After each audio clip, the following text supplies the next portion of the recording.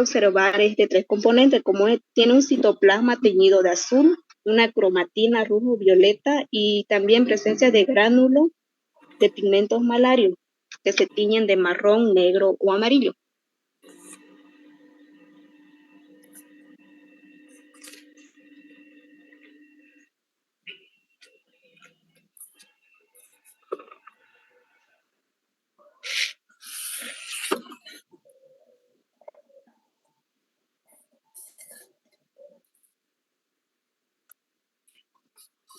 ¿Quién sigue?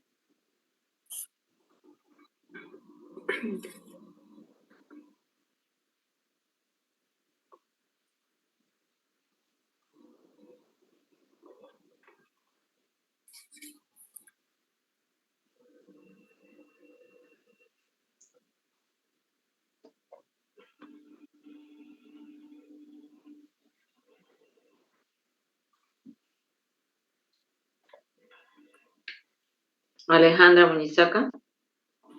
Presente, doctora. ¿Qué pasó?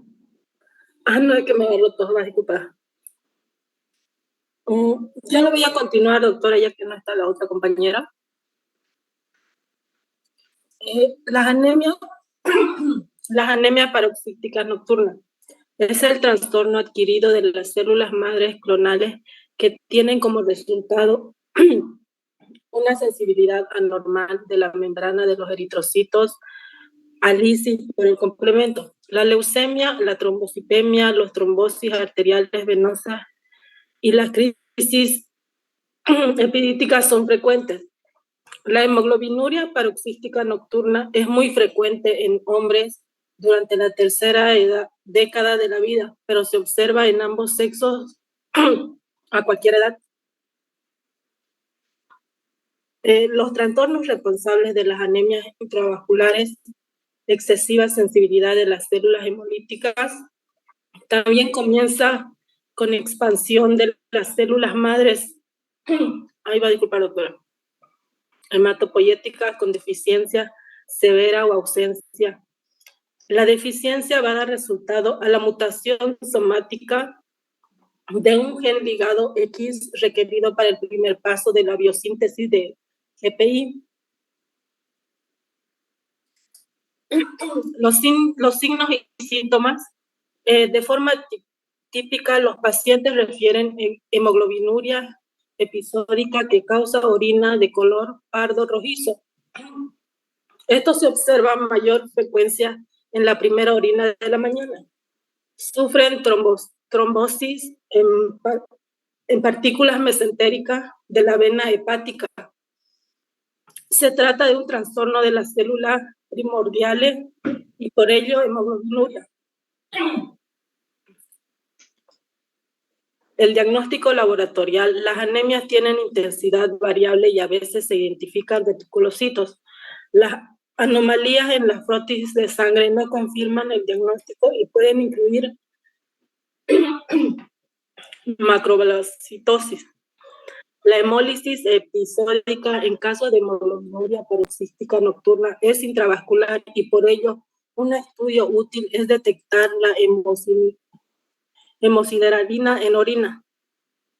Suele aparecer ferropénica y depende de la pérdida crónica del mineral por hemoglobinuria.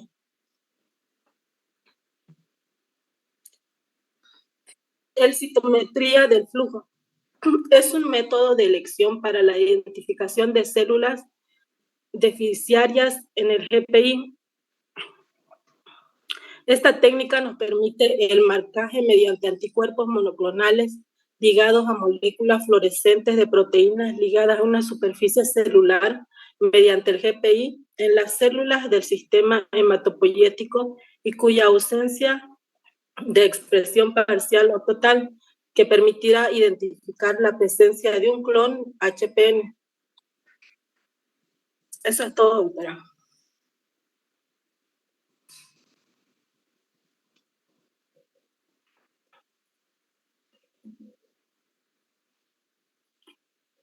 ¿Y qué pasó con su compañera que no expuso? No sé, no se comunicó nada, doctora. A ver. Silvia Yanarico, Mulisaca, Gabriela Ticona, Sí, doctora. Carmen García. Carmen García Sí, doctora, me puso. y Elba Alcón. Dice, doctora, que tuvo un problema con su micrófono, no se escuchaba. Lo tiene que la persona resolver, pues, ¿no? Sí. Hasta por celular uno hace la exposición, no necesita computadora. Sí. Bien. En este caso, hoy día, jueves, tenemos todavía la otra semana para la exposición de las leucemias. Como son estos 4 temas bastante larguitos, lo vamos a dejar las leucemias para la siguiente clase ya.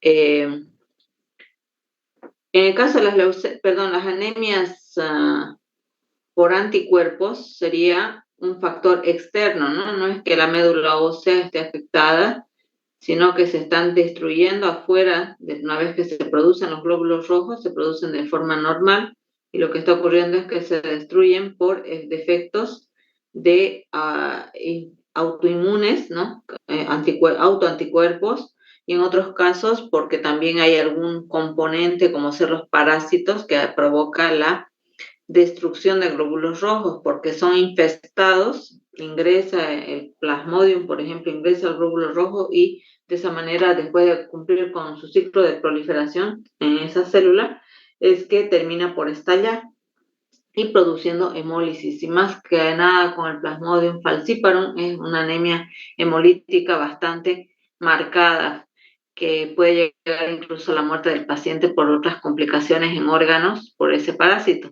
Pero en el caso de los medicamentos, por ejemplo, la molécula del medicamento, el químico va y se pega a la membrana del glóbulo rojo y puede aparentar ser una nueva molécula, un antígeno nuevo, y es por eso que el organismo lo reconoce como cuerpo extraño y de ahí que lo destruye al glóbulo rojo, ya que ya tiene una nueva molécula en su superficie.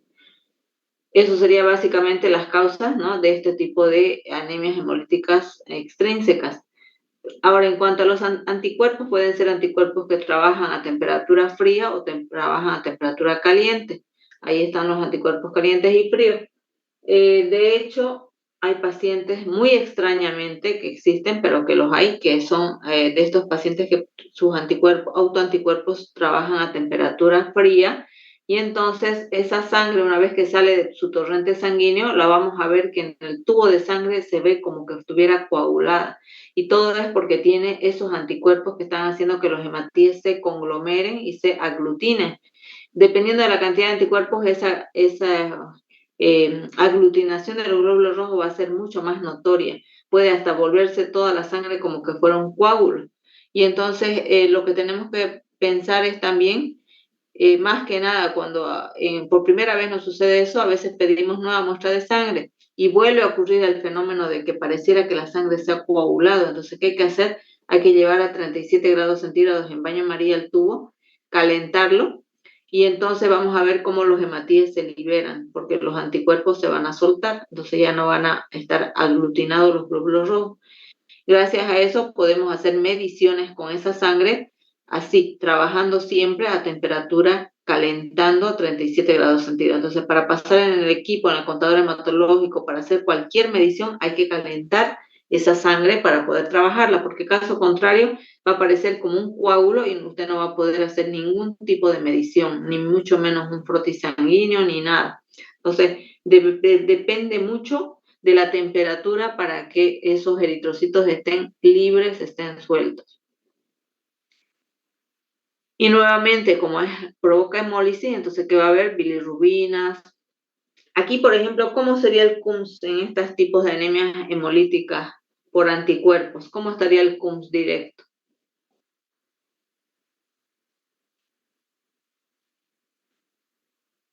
A ver. ¿Qué detecta la prueba de CUMS directo?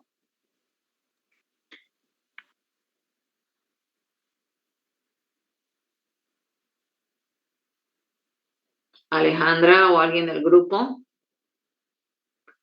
¿Qué detectaba el CUM directo? La presencia de anticuerpos unidos a la membrana del glóbulo rojo. Entonces, si están los anticuerpos unidos porque hay autoanticuerpos o porque son anticuerpos que han generado este tipo de hemólisis, entonces, ¿qué vamos a hacer? Vamos a tener que el CUM directo va a dar positivo, ¿sí? Entonces nos sirve para detectar este tipo de casos de anemia. Pacientes que tienen hemólisis, tienen bilirrubinas aumentadas, la indirecta, tienen reticulocitosis aumentada, entonces, ¿qué el médico va a pedir? Es CUM directo. Y si el CUM directo sale positivo, entonces ya estamos hablando de presencia de anticuerpos en los hematíes que están llevando a la hemólisis. Pero si el CUM directo es negativo, entonces tendríamos que sospechar más bien de los diferentes tipos de anemias hemolíticas por defectos de membrana o por defectos de enzimas, que es el tema anterior.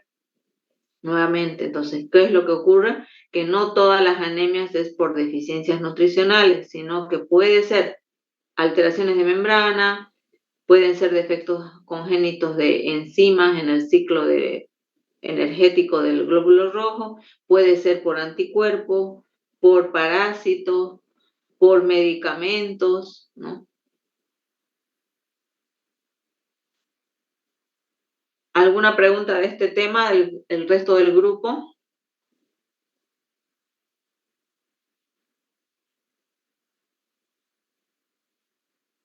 ¿Denar está?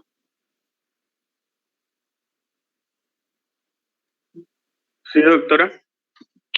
De este tema de anemias extrínsecas, ¿alguna pregunta? Perdón, doctora, es que medio se escuchó entrecortado, está medio mal mi internet. Que si tiene alguna pregunta de anemias extrínsecas. Sí, doctora, ahorita justo me anoté. Más o menos las anemias extrínsecas que ay, ¿dónde está? Lo anoté. ¿Qué enfermedades causan más o menos? O sea, ya que estas enfermedades son adquiridas. No es qué enfermedades causan, sino que cuál es la causa para que se dé este tipo de anemias, ¿no? Sería ya sea por autoanticuerpos que pueden trabajar a temperatura fría o a temperatura caliente, porque si trabajan a temperatura caliente, de hecho, la reacción es inmediata, ¿no? Dentro del torrente sanguíneo. Pero en el caso de los anticuerpos fríos, es si la persona se expone a temperaturas frías. Estas personas no es conveniente que estén expuestas a temperaturas muy frías porque en sus extremidades, tanto manos como pies, pueden generar hemólisis, ¿no? Entonces, es un problema que acontece a partir de esa alteración por un desorden en la producción de anticuerpos, ¿no? Producción de autoanticuerpos que atacan a sus propios eritrocitos. Ya hablamos de también los medicamentos que van a formar parte de una nueva molécula en la membrana del glóbulo rojo y va a hacer que se convierta en un antígeno, en una estructura extraña. Los parásitos que también provocan la hemólisis, eso es lo que comúnmente va a ocurrir en este tipo de pacientes con anemias hemolíticas de origen extrínseco. Doctora, entonces Sí. los pacientes que, por ejemplo, tienen estos anticuerpos fríos, como decía usted, ¿tienen que vivir así, tipo con aire acondicionado o cómo? Porque normalmente la temperatura corporal es 37 grados, ¿no es? No, más bien, pues, si están en temperatura fría, ¿qué va a ocurrir? En sus manos y sus pies va a estar más expuesto a que la temperatura les afecte, ¿no? Porque va a provocar esa reacción entre antígeno y anticuerpo. ¿Cuál es el antígeno? Es la propia célula eritrocitaria del mismo paciente, y los anticuerpos también es del mismo paciente, son autoanticuerpos. Entonces, ¿qué es lo conveniente para ellos? Mantener una temperatura caliente en su cuerpo y que no haya, que en sus extremidades, ¿no? Manos o pies, estén expuestos al frío. Entonces, no les es conveniente el frío, más bien. Doctora, buenas noches. ¿Qué pasó? ¿Podría repetir lo que es hemoglobinuria paroxítica? Que no sé por qué no ha dado mi audio. ¿Y usted no era la que Estaba, tenía que exponer? ajá, estaba hablando, doctora, y no se me escuchó y ya empezó a hablar mi compañera. En resumen, entonces, explique de qué trata su tema. Ya, era sobre la hemoglobinuria paroxística nocturna, que es básicamente la hemoglobina en orina nocturna. Es un trastorno que es adquirido de células madres clonales que tiene como resultado una sensibilidad anormal de la membrana de los eritrocitos, es decir, una lisis por el complemento.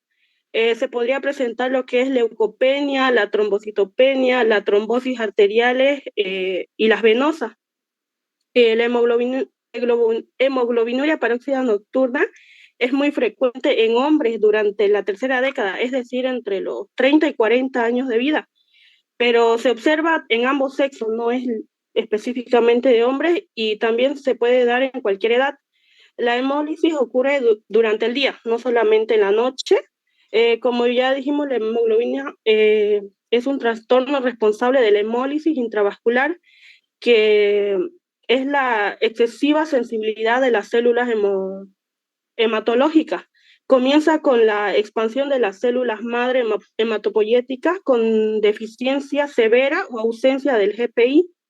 En los síntomas y signos tenemos que generalmente y de forma típica los pacientes refieren hemoglobinuria episódica de la cual causa orina de color rojo, es un color rojo pardo, la cual se observa con mayor frecuencia en la primera orina de la mañana. También sufren de trombosis, partícula mesentérica y de la vena hepática. En el diagnóstico, la anemia tiene una intensidad variable y a veces se identifica reticulocitosis, que es la condición anómala del tejido sanguíneo, caracterizado por el aumento de los retículos circulantes. También las anomalías en el frotis de sangre no confirman el diagnóstico y pueden incluir macrobalocitos, que son células en forma de huevo y que son un signo característico de anemia megaloblástica. Eso sería un resumen, doctora. ¿Y qué es el GPI? El GPI es el glucosilfosfatidilinositol. Ya, pero ¿qué hace esa molécula?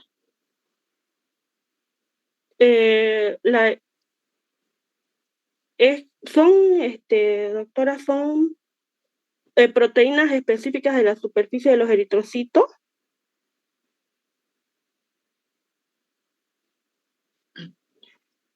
¿Cuál es su función? Porque ¿qué tiene que ver con este tema de la hemoglobinuria paroxística? Es la que comienza la expansión de las células hematopoyéticas. En realidad lo que hace es permitir la fijación de proteínas a la membrana del glóbulo rojo. ¿Y cuáles proteínas podrían ser? Las del sistema complemento para que éstas sean destruidas. Entonces de ahí viene la hemólisis, porque está esta molécula participando en la fijación de esas proteínas. Cierto. Entonces así se protege a la célula, ¿no?, de que impida que se actúe la hemólisis por el sistema complemento. Bien. ¿Alguna pregunta del grupo para o relación a estos dos temas? Hemos avanzado hoy día anemias hemolíticas, tanto por origen intrínseco como extrínseco, ¿no? Intrínseco porque es una alteración en el propio glóbulo rojo, las membranas o las enzimopatías. En cambio, el desorden de tipo extrínseco tiene que ver con anticuerpos, con parásitos o con medicamentos que van a provocar que haya hemólisis. Y en todo el conjunto de estas causas de anemia, hay que pensar en qué pruebas de análisis nos ayudan al diagnóstico. Y eso sería un resumen de todo lo que es estos dos temas. Entonces, eso anótense, por favor. ¿Qué pruebas nos permiten el diagnóstico de ambos tipos de anemias, extrínsecas e intrínsecas, ¿no? Por ejemplo, ya dijimos, en las intrínsecas necesitamos necesariamente un frotis sanguíneo, ver la morfología, ¿no? hacer una electroforesis de proteínas, porque de otra forma no vamos a poder hacer diagnóstico de estos tipos de anemia, ¿no? Y así para cada tipo de anemia, por favor, revisen esa parte para lo que es la evaluación o el examen, ¿no? ¿Cuál es el origen de la anemia y cuáles pruebas necesitamos para poder determinar el tipo de anemia? ¿Qué tipo de anemia? Y en cuáles están las reticulocitosis aumentada o en cuáles están con reticulocitos normales o bajos. Eso para todos los tipos de anemias, anótense, por favor, para hacerse un breve resumen. Si no hay más preguntas, con eso nos despedimos y nos encontramos el siguiente miércoles con el último tema de leucemias y poliglobulias, ¿sí? Para lo que es laboratorio. Y a su jueves siguiente sería la exposición de los últimos temas.